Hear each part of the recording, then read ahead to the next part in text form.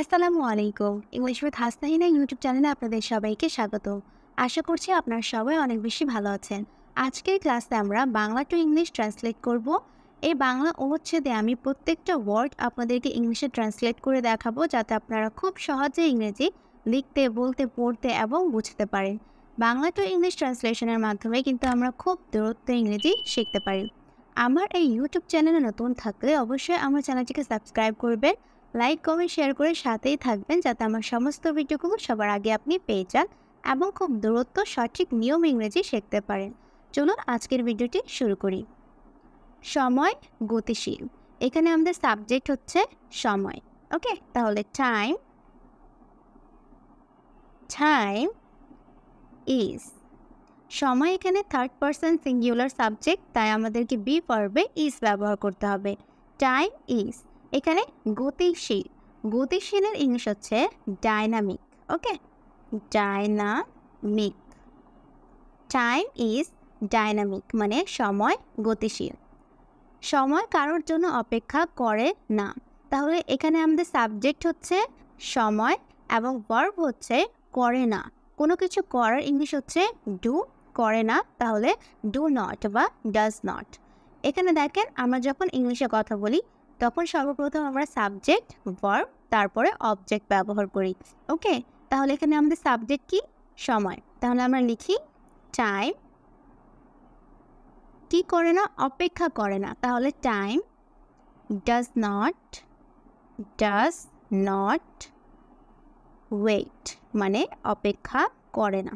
ওকে, এখানে দেখেন টাইম কি? Third person singular subject. সেক্ষেত্রে আমাদেরকে এখানে ডু ব্যবহার করলে হবে না, আমাদেরকে ডাজ ব্যবহার করতে হবে। ডাজ নট মানে করে না, ওয়েট মানে হচ্ছে অপেক্ষা।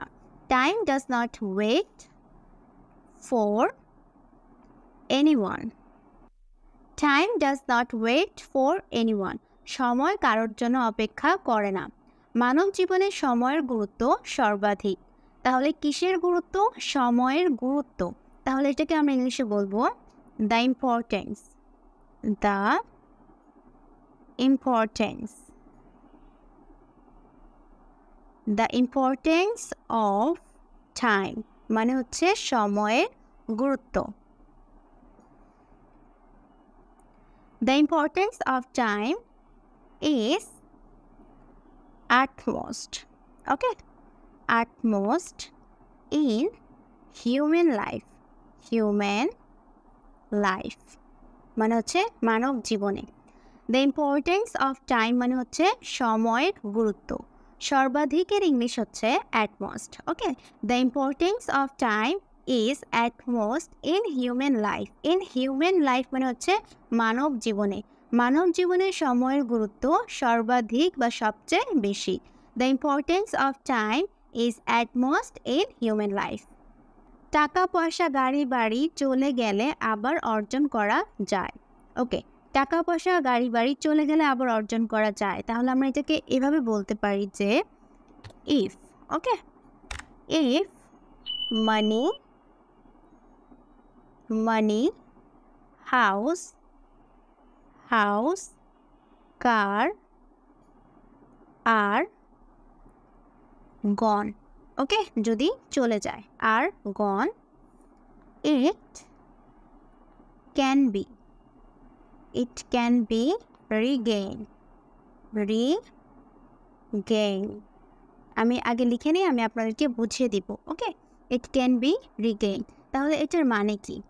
If money house car are গন মানে চলে যায়। এখানে দেখেন, এটা কিন্তু প্রেজেন্ট পারফেক্ট টেন্স। আমরা যখন এম ইজ আর এর পরে ভার্বের থার্ড ফর্মটা ব্যবহার করি তখন সেটা প্রেজেন্ট পারফেক্ট টেন্স হয়ে যায়। মানে ধরুন কোনো কাজ কিছুক্ষণ আগে শেষ হয়েছে, কিন্তু তার প্রভাবটা বর্তমানেও আছে, যখন আমরা বুঝাই তখনই কিন্তু আমরা এই টেন্সে কথা বলি। ওকে, if money house car are গন, যদি টাকা পয়সা গাড়ি বাড়ি চলে যায়। ইট ক্যান বি রিগেইনড মানে এটা আবার অর্জন করা সম্ভব বা অর্জন করা যায় বা যাবে। এখন আমরা যখন বুঝাই যে কোনো কাজ আমরা করতে পারি, করা যায়, তখন কিন্তু আমরা ক্যান বি এর পরে ভার্বের থার্ড ফর্মটা ব্যবহার করি। ওকে, মানে পাস্ট পার্টিসিপলের form. It can be regained মানে এটা আবার অর্জন করা যাবে বা যায়। কিন্তু সময় একবার চলে গেলে শত চেষ্টা করলেও আর ফিরিয়ে আনা যায় না। এখন এটাকে আমরা ইংলিশে কীভাবে কিন্তু সময় একবার চলে গেলে শত চেষ্টা করলেও আর ফিরিয়ে আনা যায় না। তাহলে কিন্তুর জন্য আমরা ব্যবহার করব বাট। ওকে, বাট একবার, তাহলে once. But once time is gone, time is gone মানে সময় যদি চলে যায়, it can not be brought, BROUGHT, brought back. No matter আমি আগে লিখে নেই, আমি আপনাদেরকে এক এক করে বুঝিয়ে দিব। ওকে, no matter how hard you try. আচ্ছা, এখন আমি আপনাদেরকে বুঝিয়ে দিচ্ছি কি বলা হচ্ছে। সময় একবার চলে গেলে শত চেষ্টা করলেও আর ফিরিয়ে আনা যায় না। তাহলে এখানে আমাদের সাবজেক্ট কি? আমাদের সাবজেক্ট হচ্ছে সময়, এবং ফিরিয়ে আনা যায় না চলে গেলে, এটা হচ্ছে আমাদের ভার্ব। তাহলে আমরা এটাকে এইভাবে বলবো, but once time is gone, সময় একবার যখন চলে যায়, okay, it can not be brought back. এখানে দেখেন ফিরিয়ে আনা যায় না বা ফিরিয়ে আনা যাবে না। আমরা যখন এরকম বোঝাই যে কোনো কাজ আমরা করতেও পারি এবং করতে নাও পারি, তখন কিন্তু আমরা ক্যান নট বি এর পরে ভার্বের থার্ড ফর্মটা ব্যবহার করি। এই ব্রোট হচ্ছে ব্রিং এর থার্ড ফর্ম, BRING। ব্রিং মানে হচ্ছে কোনো কিছু আনা। এখানে যেহেতু বলা হয়েছে আনা যায় না, সেক্ষেত্রে আমরা এখানে ব্রোট ব্যবহার করব। It can not be brought মানে এটা আনা যায় না। ব্যাক মানে হচ্ছে ফিরিয়ে। নো ম্যাটার হাউ মানে হচ্ছে যেভাবেই হোক, শত চেষ্টা করেও।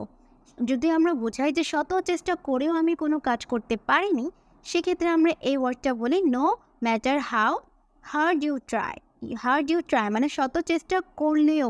ওকে, এটার সেন্স দাঁড়াবে এরকম, no matter how hard you try মানে শত চেষ্টা করলেও আর ফিরিয়ে আনা সম্ভব না বা যায় না। তাই সময়কে যথাযথভাবে কাজে লাগানো প্রয়োজন। সময়কে যথাযথ কাজে লাগানো প্রয়োজন হলে ইট ইজ, এখানে যেহেতু আমরা কোনো সাবজেক্ট পাচ্ছি না, আমরা এখানে ইট দিয়ে আমরা এটাকে বলতে পারি it is necessary. Okay, it is necessary to use time properly.